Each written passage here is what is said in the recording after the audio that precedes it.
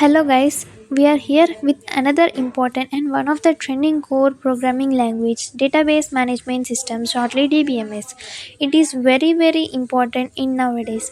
Every computer science student must learn this language. A database is nothing but a collection of organized data through which we can easily access data. So without any delay, I start our session today. So you people are going to learn about what is DBMS, advantages of a file system, what is RDBMS, and differences between DBMS and RDBMS, components of DBMS, users, data models, and some of the pros and cons of DBMS. So let's get into the lecture first, guys.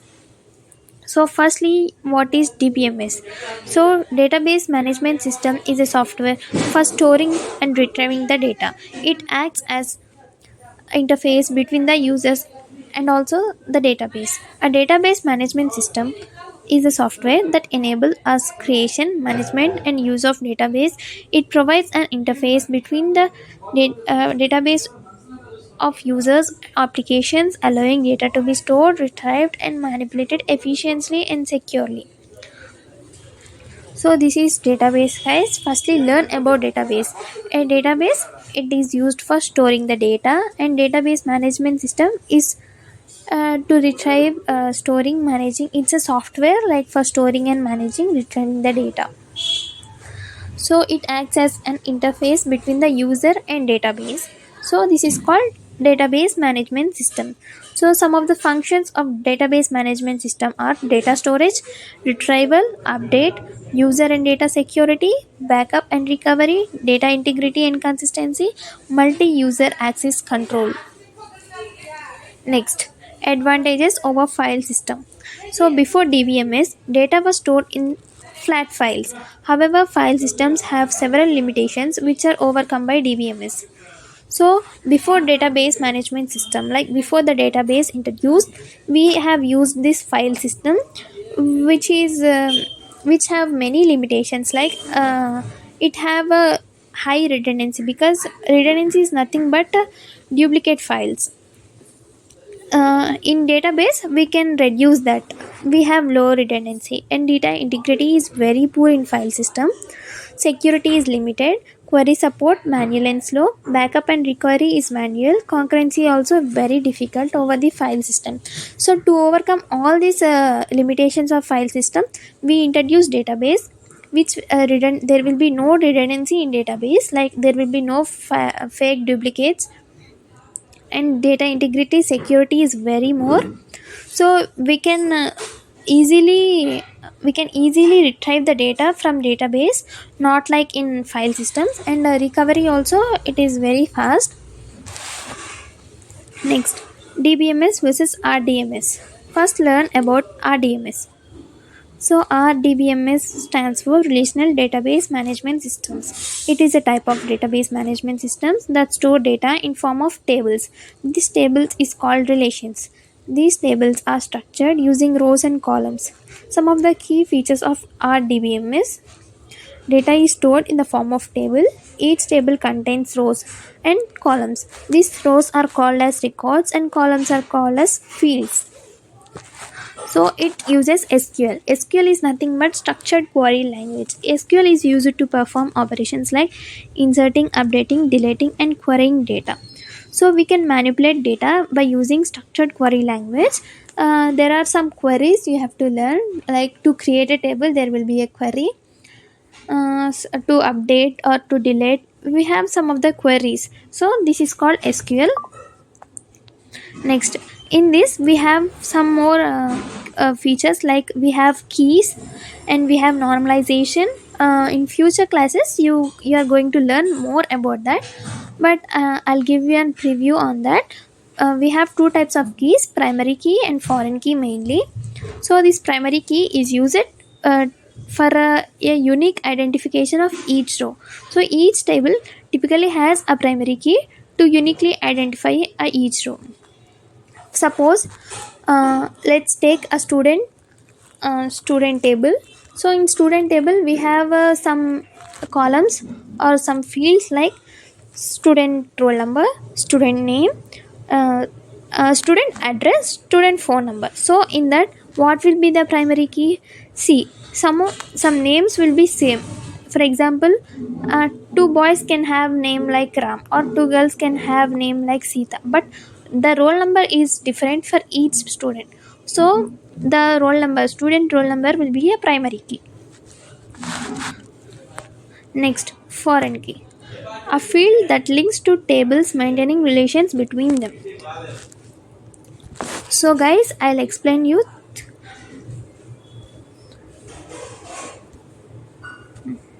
Here there is white.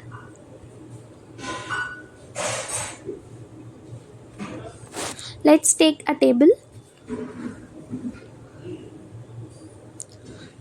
I have a table here, a student table.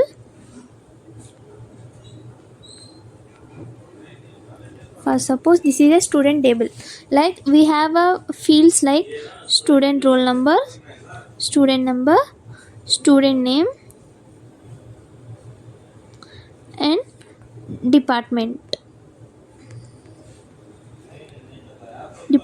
name.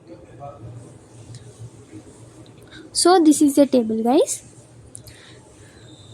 Next, I have a table. So here I have department table. So in that fields I have department number, department name, and HOD of the department. So these are the two tables. You can see a common, like there is a common field, that is department name.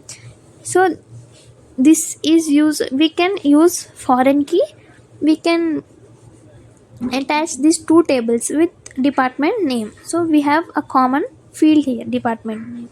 So like this we can use foreign key. The primary key is nothing but, here see, we have one name XX, department name CSC,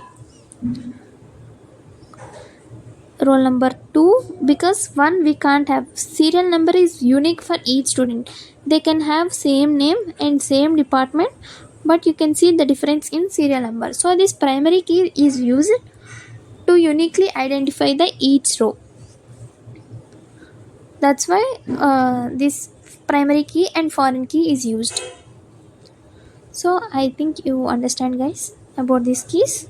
So we have also normalization. Normalization is used to organize data, reduce redundancy, and improves the efficiency.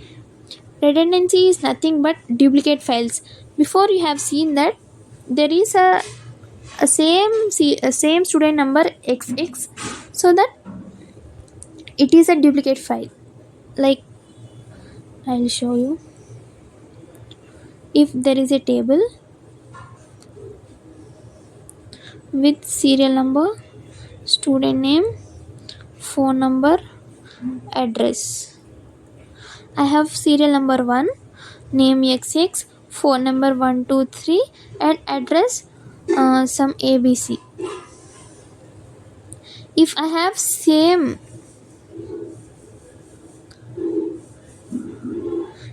row I have, then this is called data redundancy, because there should not be two rows same.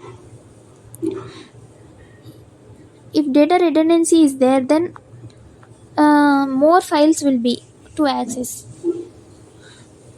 So this is not accepted by database. If we give same two rows, then it will not accept. Where we are? So RDBMS. This is the relational database management system. Some of the examples of RDBMS are MySQL, Oracle, and Microsoft SQL Server. Some advantages of RDBMS is easy to use and manage large amount of data, support complex queries and relations between the tables, ensures data consistency through the constraint and rules. So there are some rules in RDBMS, and like the next lectures there will be more about this. Now see the differences between RDBMS and DBMS. So DBMS, we can see some of the features like in data formatting. In database management system, the data formatting will be in files or semi-structured, but in RDBMS, it will be in tabular columns. Data integrity. In DBMS, it is not strictly enforced, but in RDBMS, it is maintained using the constraints I have already seen. And the relationships, DBMS is not supported in relationships, but in RDBMS, it supports keys and relationships. Some of the examples of DBMS are DB, file system, XML, and RDBMS is MySQL, Oracle, SQL Server. Normalization is not supported in DBMS, and RDBMS it is supported. So we use here mainly RDBMS, means relational database management system. Here in this, in SQL or MySQL, you can see like we create tables, like it is nothing but data. We are keeping data in tables to easily access the data or to retrieve the data easily. So components of DBMS, we have mainly five components of DBMS: hardware, like physical devices like server, storage devices, and network. Software, DBMS software that interacts with database, example Oracle and MySQL. Data, actual data stored in databases, metadata, and indices. Users, people who interact with the DBMS like database administrator, developer, and end users. Procedures, rules and instructions for using the database management system efficiently. So we use SQL language in for writing any queries. So we have now users of DBMS. There are mainly three types of users: database administrator, application developers, and end users. So what are database administrators? So these people manages the overall database management database system, including security, backups, and performances. So application developers, they create programs that interact with the database using the SQL and APIs. So end users use database application to performing such tasks such as data entry, querying, and reporting. So these are the three uses of database. Next we have data models. There are three models like hierarchical model, network model, and relational model. Hierarchical model organizes data in tree-like structure with a single root and multiple levels. So data is stored as parent, child, and relationships.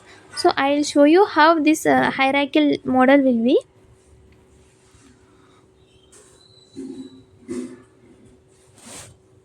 So it is in the form of tree-like structure. I have told you that.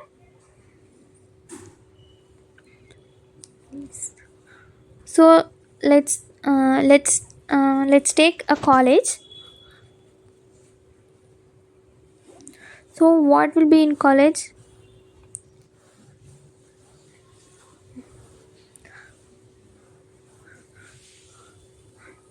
College. In college, we have like department or students and courses. Okay. In courses, we have many departments. Like that, and in lectures will be lecturers. Like that, it will store as in hierarchical form, like tree like structure. Here this college is called root, and these are child nodes. This is called hierarchical model. Next, network model. So network model means graph with multiple relations. Data is represented as records connected through links, or graph structure allows many to many relationships. So what is a network model? Like again we'll take college.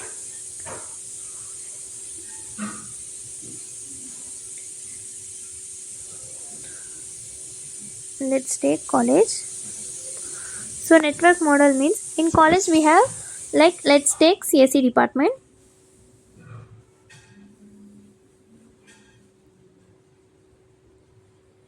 there is CSE department, and there is a library also. So student.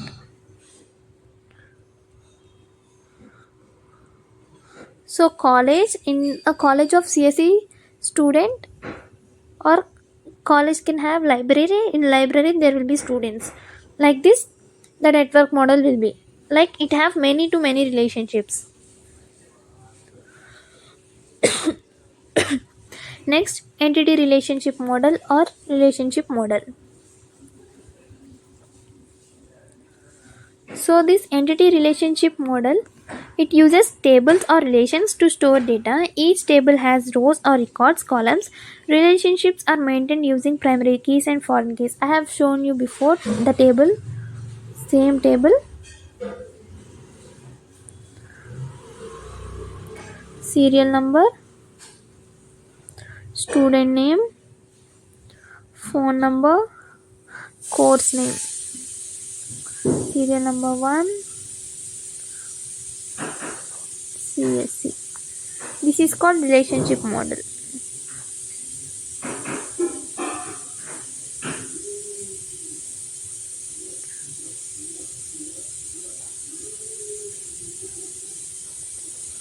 So like this, the relationship model will be. So example is MySQL and Oracle, or SQL also.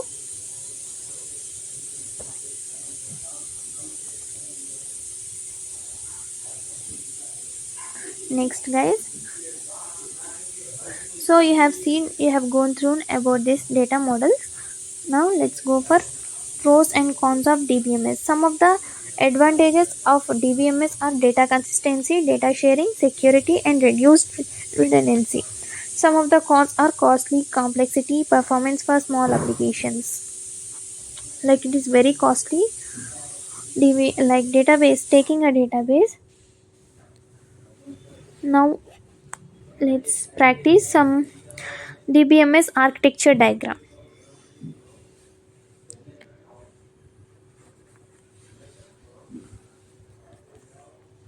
So what is a dbms architecture?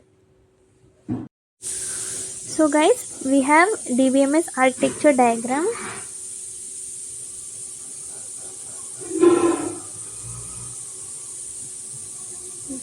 See, we have three types here, like external level, conceptual level, internal level.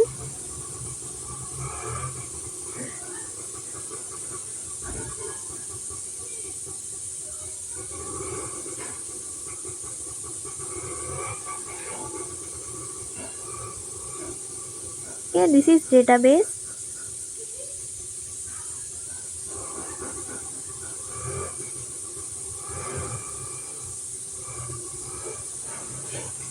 This is internal level, and this is conceptual level, and this is external level, guys. So there will be users here, user 1, user 2. Like this, many users will be in external level. So this dbms, we have three types here, like external level. External level is also known as u level because users will see the data there. So definition of this external level is that this is the topmost layer and closest to users. This it The purpose of this external level shows only the relevant data to each user, like customized views. Example, like a cashier may only see the product or billing info, and admin may see full database access. Like it is the external level, user level. Next, conceptual level, it is also known as logical level, the middle layer that describes what data is stored in the database and relationships among them. So purpose is it hides the physical storage details and focus on structure and rules. Example, it defines entities like student, course, enrollment, and how they relate. Another level is physical level or internal level. So it is the lowest level, dealing how data is stored in memory or disk. Its purpose handles the performance, indexing, compression, and physical storage paths. Example, uses B-tree for indexing or storage data in binary formats. Some of the key points are the architecture is called three-level architecture or ANSI Spark architecture. It provides data abstraction, logical data independence, changes in conceptual schema does not affect the external views. Physical data independence, changes in internal schema don't affect the conceptual schema. Okay guys, next in the practice session we have comparing data models. Like we have seen already the hierarchical network and relation models. So in hierarchical model, that it is a tree structure. We have one to many relationship. Network we have many to many relationship, and relation many to many relationship. So guys, today we have reached the end of the session. So I'll give an overview on today's topics, what we have learned.